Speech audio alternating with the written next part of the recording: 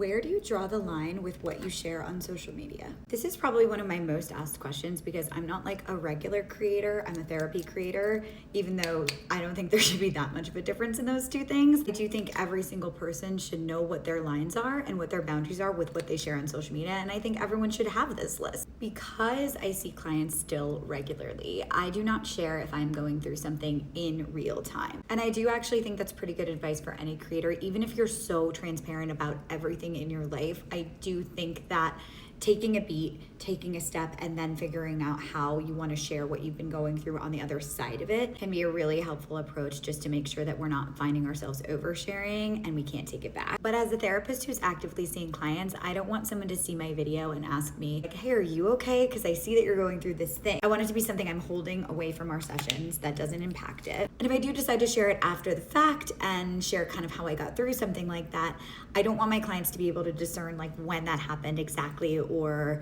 be able to associate it with any of their sessions. Similarly to how therapists used to be blank slates, like it's not about me, it's about you in that moment. I also don't really share a lot of childhood or family stuff because it's not really my story to tell when it comes to a lot of the stuff that like my family has been through. I'm sure it would make great content. I'm not interested in exploiting other people's experiences or other people's struggles in my family in order to make good content. I share about my ED history because it's solely mine, and I feel really in control of how I share that piece and part of what I've struggled with. I also don't share my partner. He doesn't like social media and doesn't want to be on it himself. So anytime you see him, it has been explicitly cleared with him that he is on my platform, and he has said okay. I've had people be like, oh my God, you can kind of see his face. And I'm like, don't worry, he knows. As much as I love sharing my life, not everybody in my life wants to be shared, and that's their call. And finally, because of my disordered eating history, I don't share anything having to do with like what I eat in a day, unless I'm just like promoting balance or promoting things that I just like really like, because I am a huge proponent of overall wellness. I'm mostly a proponent of doing everything that is best for you. And I would never tell you to do what I do, because you and I could do the exact same thing and we could have completely different bodies at the end of the day. And I think that comparison online is really harmful. But everything else that I put out here is pretty fair game. I think that sharing outfits, lifestyle,